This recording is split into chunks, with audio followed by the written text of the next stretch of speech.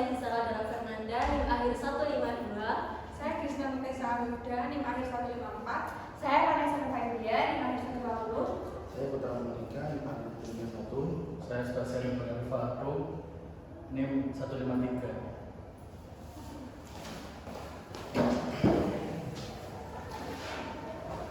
Assalamualaikum warahmatullahi wabarakatuh.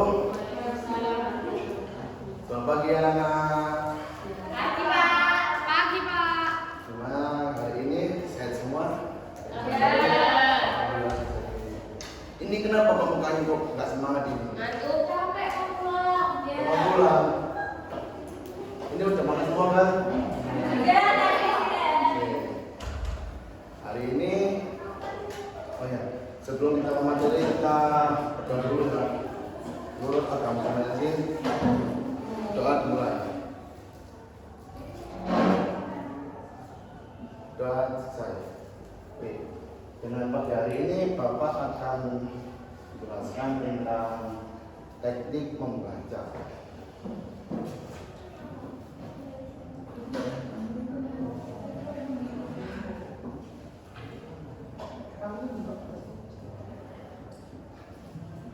Teknik membaca ini mempunyai 3 macam. Pertama, ada membaca menarik.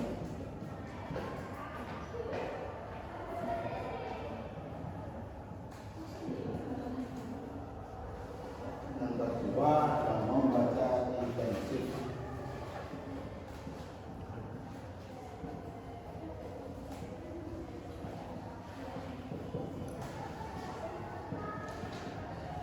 Yang terakhir ada membaca eksklusif.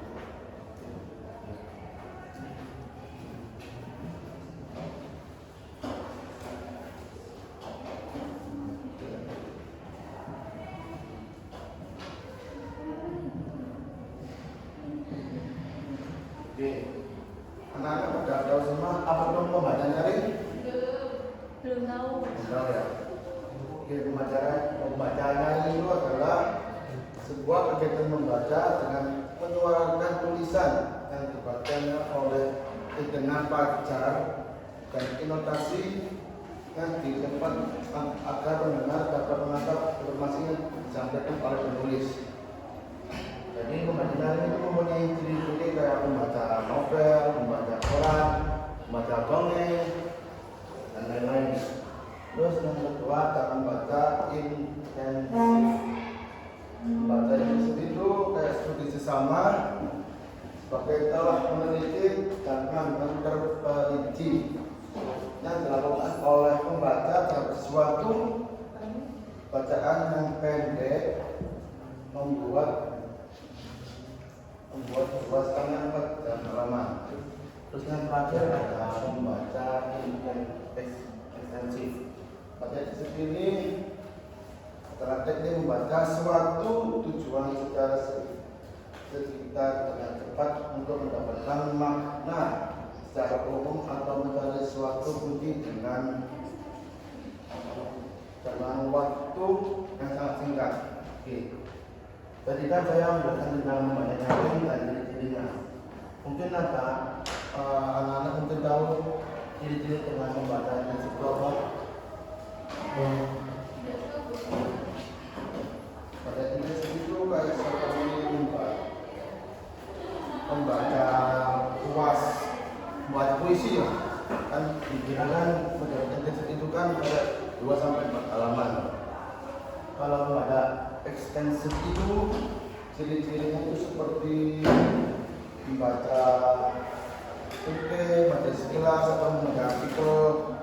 Terus kita membaca intensif ini kan membaca artikel itu kan. Jadi membaca artikel itu agar kita tahu seberapa pentingnya artikel itu juga.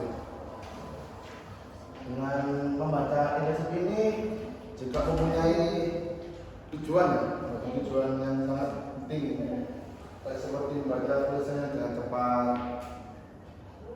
Kalau membaca ini tujuannya supaya agar mengetahui isi-isi puisi, isi-isi dari cerpen. Oke, membaca disampaikan oleh rekan saya yang bernama enggak, ada yang lupa. Pembacaan ini juga ada lebih benar lagi ya. Jadi kan pembacaan itu seperti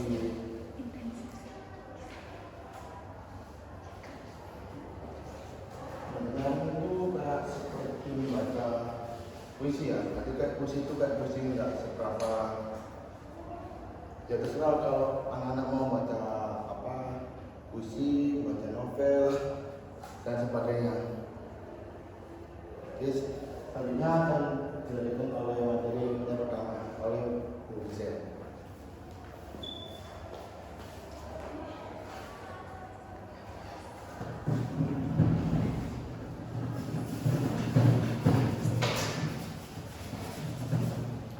Ya, selamat siang anak-anak. Siang, Bu. Ya, jadi di sini Bu Guru akan menjelaskan ulang secara lengkap apa sebenarnya mengenai materi membaca intensif. Saya tulis dulu ya. Sebelumnya ini ada yang tahu nggak membaca intensif ini apa? Belum, Bu. Ada yang pernah mendengar gitu setidaknya tentang membaca intensif?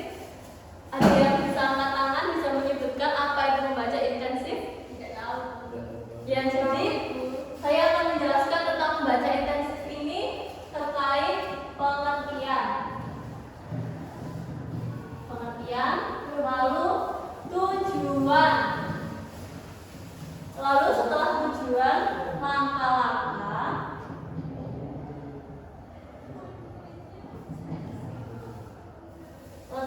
dan manfaat dari membaca intensif tersebut. Saya tulis ya, manfaat. Ya. Jadi saya akan mengupas tuntas satu-satu dengan memakai bahasa saya sendiri, dengan memakai bahasa ibu sendiri tentang pengertian, tujuan, langkah-langkah dan manfaat dari membaca intensif tersebut. Jadi untuk yang pertama, pengertian. Jadi membaca intensif adalah kegiatan membaca teks suatu bacaan, namun kita membacanya secara keseluruhan dan mendalam dan mengerti apa sebenarnya makna dari bahan bacaan tersebut. Jadi tidak seperti kita membaca secara langsung cepat, tidak seperti itu. Bahwa membaca intensif ini memerlukan konsentrasi, lalu memerlukan ruangan yang hening, tidak boleh ramai, karena membutuhkan keheningan yang cukup untuk bisa materi tersebut masuk ke dalam pikiran kita, supaya kita bisa memahami betul-betul apa sebenarnya membaca intensif tersebut. Ya, dari sini dulu sudah paham ya arti dari membaca intensif? Sudah. Paham. Lalu untuk yang kedua, kita membaca intensif ini sebenarnya bertujuan untuk apa? Seperti itu. Setiap hal pasti memiliki tujuan. Lalu yang kedua ada tujuan. Tujuan dari membaca intensif itu sendiri apa? Ada yang tahu? Ada yang bisa menebak? Atau yang sudah saya jelaskan saja ya. Jadi tujuan dari membaca intensif sendiri ini untuk mengasah kemampuan pola pikir kita dalam berpikir kritis. Nah, sebelumnya saya menjelaskan dahulu apa sebenarnya berpikir kritis. Jadi berpikir kritis adalah ketika kita menerima informasi lalu tidak langsung menerima dengan mentah-mentah. Kita harus menelaah terlebih dahulu, mencari terlebih dahulu dalam pikiran kita apakah informasi yang kita dapat ini informasi fakta yang relevan atau tidak, atau berita hoax. Kita semua tahu ya bahwa kita hidup di dunia ini seringkali bertemu dengan manusia-manusia yang nakal, yang jahat. Seringkali dia membuat sensasi dengan menyebarkan berita hoax. Padahal bila kita mencari tahu lebih dalam, berita tersebut tidak pernah terjadi namun disebar. Nah, seperti itu yang berbahaya bagi generasi bangsa. Terkadang banyak anak muda yang sedikit sekali memiliki pemikiran berpikir kritis karena memang berpikir kritis tidak selalu diterapkan seperti itu. Terkadang langsung diterima, langsung kita mencaci maki, seperti itu tidak boleh. Karena memang kita sebagai generasi muda bangsa, kita harus berpikir kritis, bisa membedakan mana informasi yang benar-benar terjadi atau informasi yang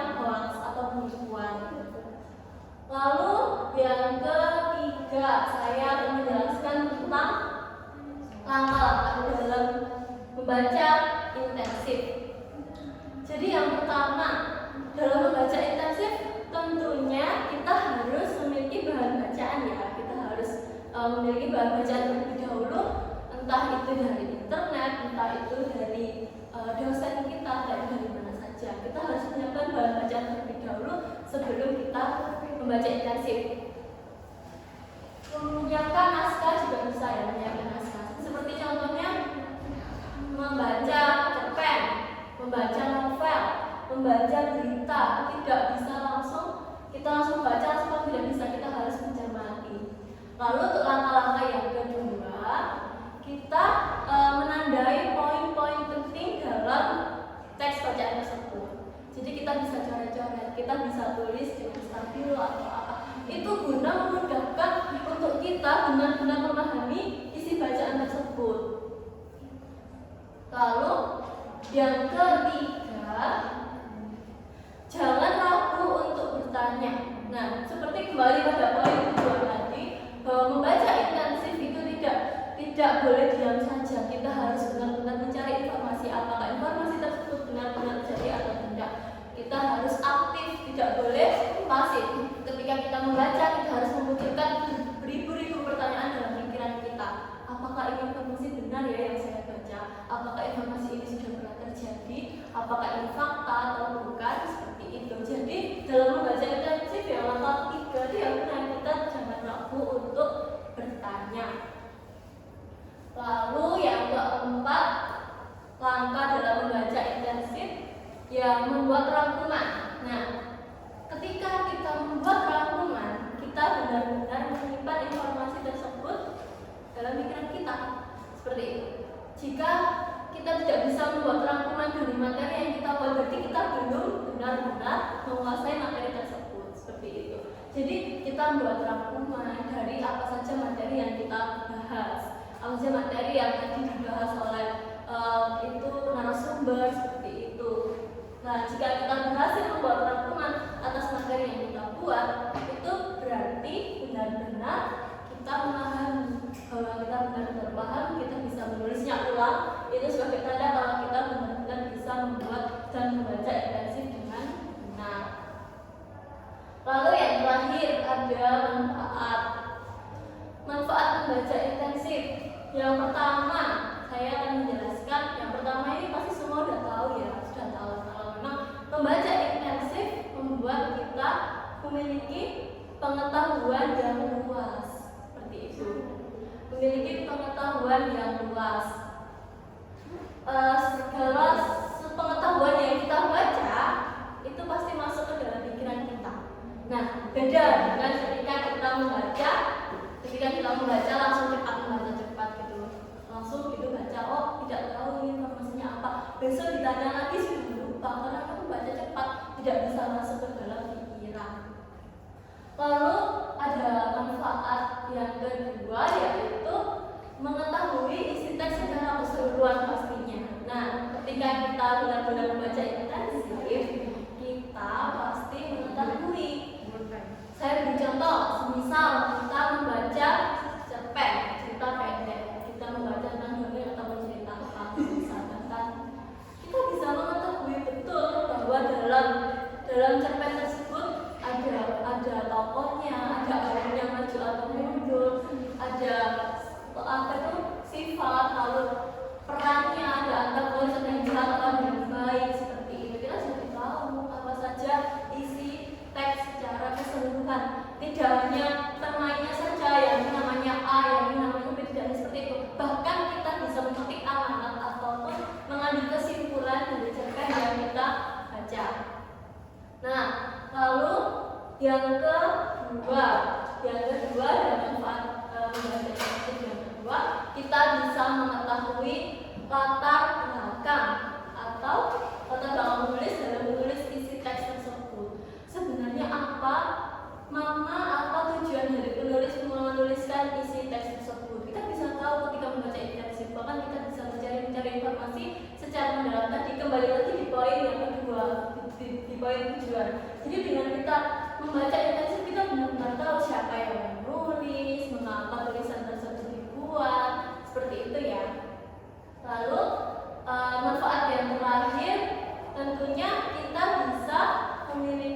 daya ingat yang tinggi atau secara mendalam. Bahwa ketika kita membaca intensif, kita memiliki daya ingat tinggi. Jangka waktu sekarang untuk besok kita masih ingat, meskipun materi tersebut banyak. Karena mengapa? Karena memang kita benar-benar memahami isi teks bacaan tersebut. Ya, jadi semua sudah paham ya tentang membaca intensif. Sudah Ibu. Ya, terima kasih. Sekian penjelasan dari saya. Terima kasih.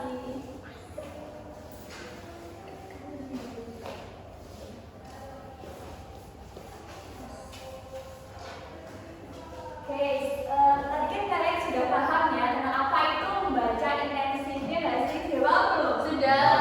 Nah, selanjutnya setelah membaca intensif, kalian pasti ada lawannya dari baca intensif. Ada yang tahu nggak apa? Ekstensif Ibu. Iya, betul sekali. Jadi lawannya dari baca intensif adalah membaca ekstensif.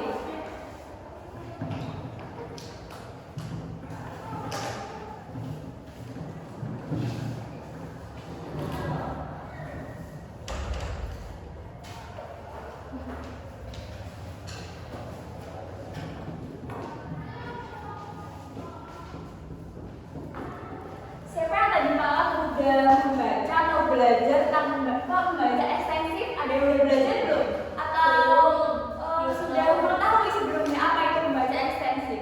Belum tahu. Oke, jadi membaca ekstensif ini disebut juga dengan membaca cepat. Nah, membaca cepat ini adalah teknik membaca yang paling fleksibel yang digunakan orang-orang. Biasanya itu membaca kayak kabar berita, membaca majalah, atau yang lain-lainnya. Nah, pengertian dari membaca ekstensif sendiri ini adalah teknik membaca yang digunakan untuk memahami makna suatu tulisan atau bacaan secara sekilas dengan cepat dan memerlukan waktu yang singkat. Nah, membaca ekstensif sendiri mempunyai tujuan. Yang pertama, tujuannya adalah untuk mengetahui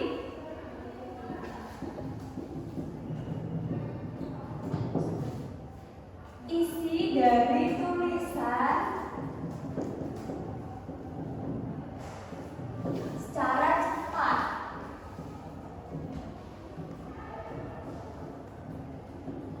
Kemudian yang kedua, kita juga dilatih untuk membaca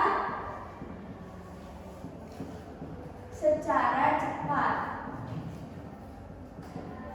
Selain kedua tujuan ini, dengan membaca ekstensif, kita juga dapat menemukan kata kunci dari suatu bacaan itu dengan waktu yang sangat singkat. Kemudian, selain untuk kita mengasah diri untuk membaca secara cepat dan juga mengetahui isi dari tulisan tersebut secara singkat, membaca ekstensif ini juga dapat kita terapkan ketika kita itu mencari referensi atau mencari jawaban. Misal kalian itu diberikan tugas dari guru misalnya, terus kalian kan pasti mencari jawabannya dari sebuah buku gitu ya. Kalian yang membaca buku. Nah, kalian itu juga bisa menerapkan membaca ekstensif pada hal tersebut. Misal kalian mencari jawaban, kemudian kalian kan tidak mungkin ya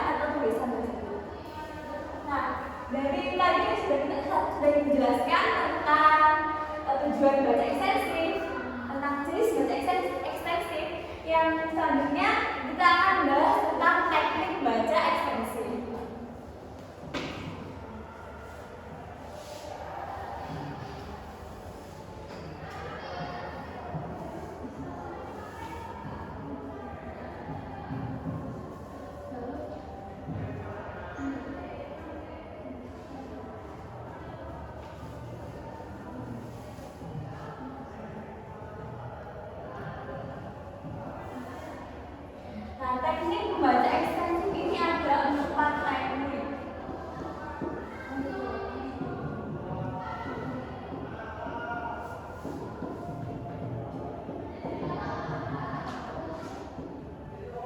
Yang pertama ada skipping.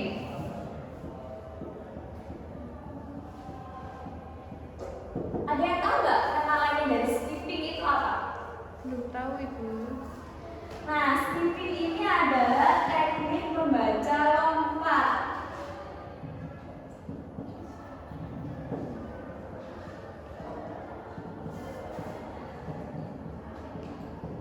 Teknik membaca skipping ini, kita cara untuk menerapkannya, kita itu tidak perlu untuk membaca seluruh dari isi bacaan buku tersebut, tetapi kita bisa meloncati dari bacaan yang tidak penting.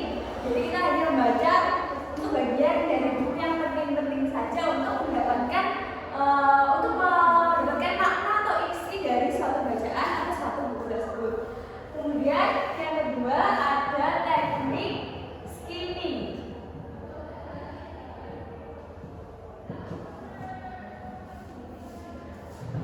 Teknik membaca skimming ini adalah teknik membaca sekilas.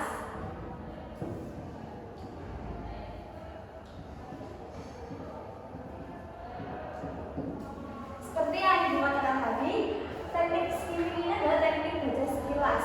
Jadi kita tidak perlu untuk membaca seluruh dari isi bacaan tersebut, tetapi kita hanya membaca sekilas-sekilas per halamannya untuk mendapatkan makna atau isi dari suatu bacaan tersebut. Kemudian yang ketiga ada teknik membaca sliding.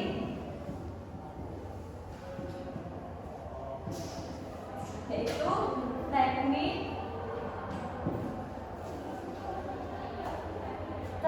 baca pilih.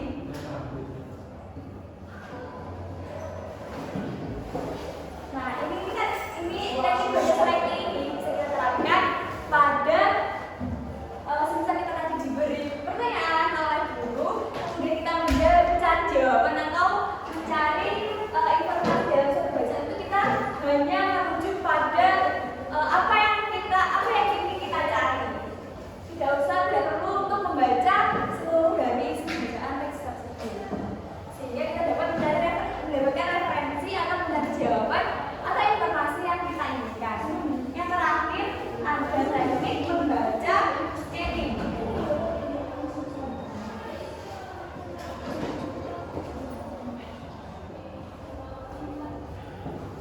atau teknik baca tapak.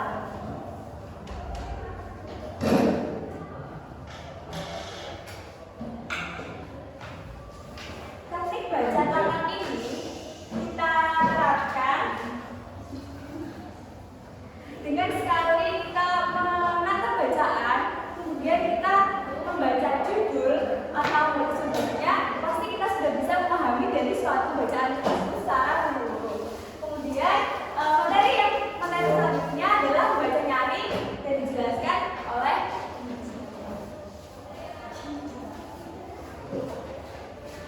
Baik, melanjutkan dari materi 1 dan 2 yaitu membaca intensif dan ekstensif. Sekarang saya akan menjelaskan mengenai membaca nyaring. Sebelumnya saya tulis terlebih dahulu ya.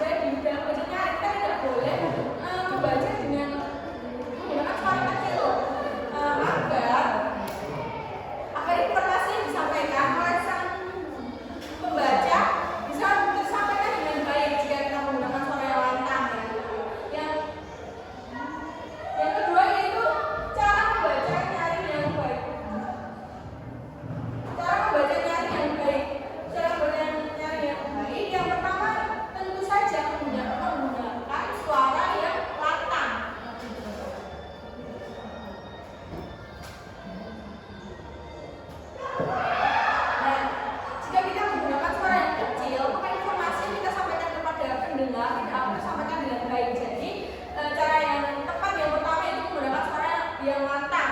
Yang kedua,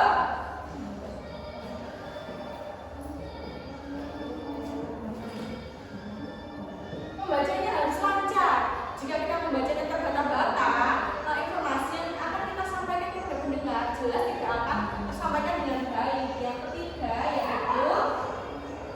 Yang ketiga yaitu pelafalannya harus jelas, ya anak-anak.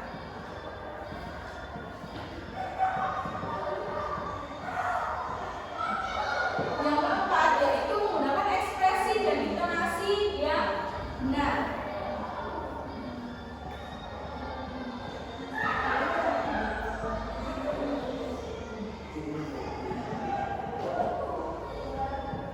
Ya, sebagai contoh, ibu mempunyai contoh yaitu sebuah buku puisi yang berjudulkan Gugur karya W.S. Hendra. Jadi, cara yang pertama yaitu menggunakan suara yang lantang. Diucapkan seperti ia merampak di atas bumi yang dicintainya. Nah, dalam baca puisi kita harus menggunakan suara yang lantang, membaca yang lancar, juga pelafalan yang jelas. Nah, terlebih kita harus menggunakan ekspresi dan intonasi yang benar. Jadi, jika puisi tersebut menceritakan kisah yang sedih, kita juga harus menggunakan ekspresi yang sesuai dengan apa yang terdapat dalam isi puisi tersebut. Baik, yang selanjutnya yaitu manfaat. Semua teknik dalam membaca pasti ada manfaat yang terlebih dalam membaca nyaring. Manfaat yang pertama yaitu kita akan mendapatkan pemahaman yang lebih baik.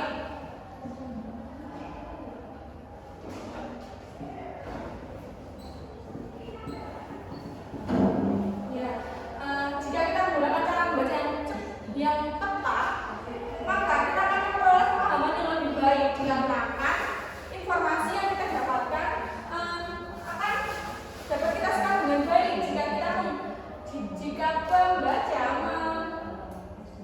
jika pembaca menyampaikannya dengan cara membaca yang baik. Yang selanjutnya itu yaitu meningkatkan keterampilan berbicara dan mendengar.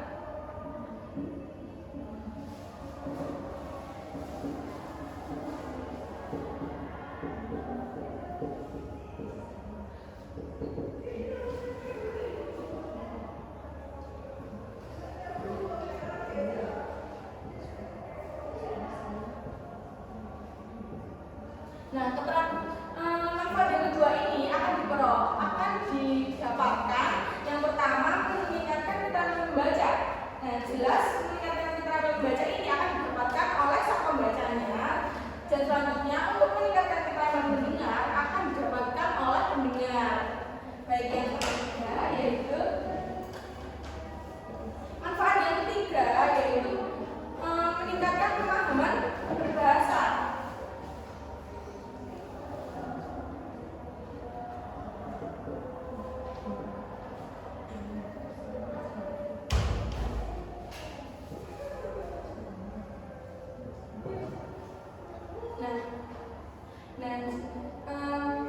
Untuk yang selanjutnya yaitu tujuan dari membaca nyaring itu sendiri. Yang pertama adalah membangkitkan semangat.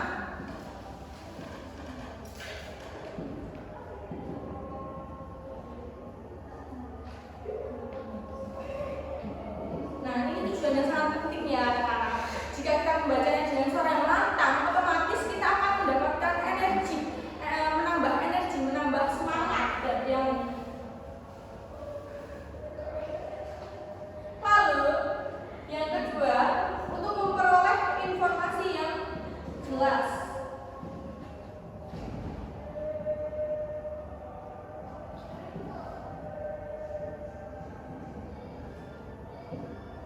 Nah,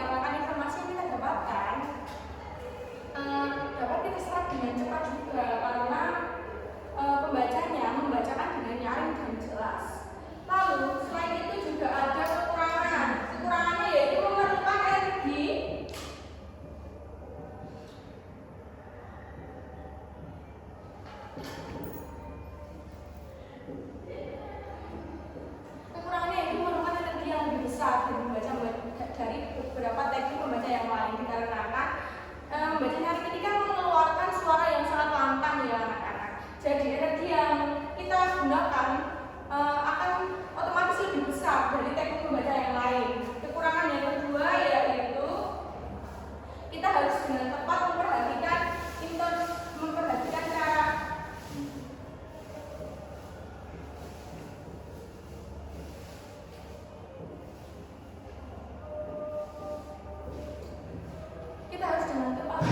cara membaca yang baik. Jika kita tidak memperhatikan cara yang baik, otomatis informasi yang kita sampaikan kepada pendengar tidak akan tersampaikan dengan baik.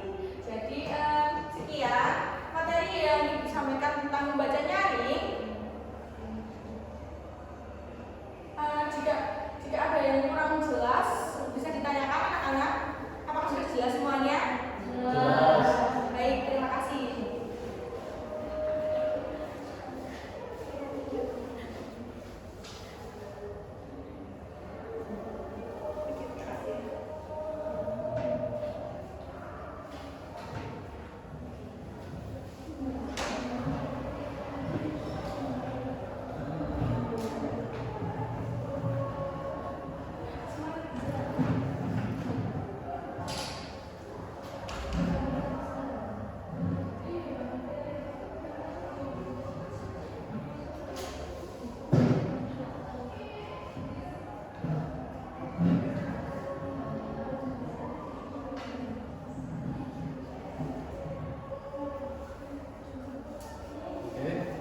Pada sesi kali ini kita akan sesi penutup, yaitu bahwa pembelajaran kali ini telah kita belajar membaca intensif, ekstensif, dan nyaring.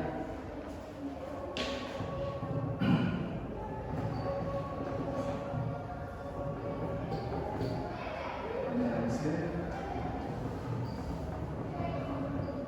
dan nyaring. Ketiga pendekatan membaca ini saling tidak berhubungan, akan tetapi membaca ini meningkatkan pemahaman kita untuk membaca dengan baik dan benar. Nah, selanjutnya ada berlatih. Apa sih latihan untuk membaca yang baik? Yaitu yang pertama, pilihlah bacaan yang sesuai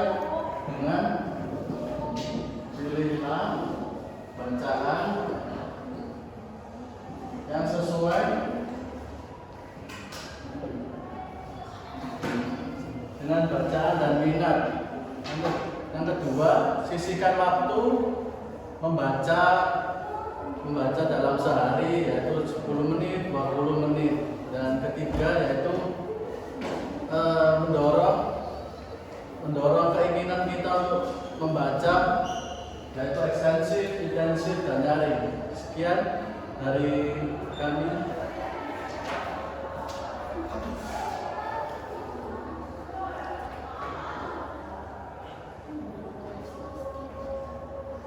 Sekian dari kelompok kami. Apabila salah kata, mohon dimaafkan. Sekian, terima kasih.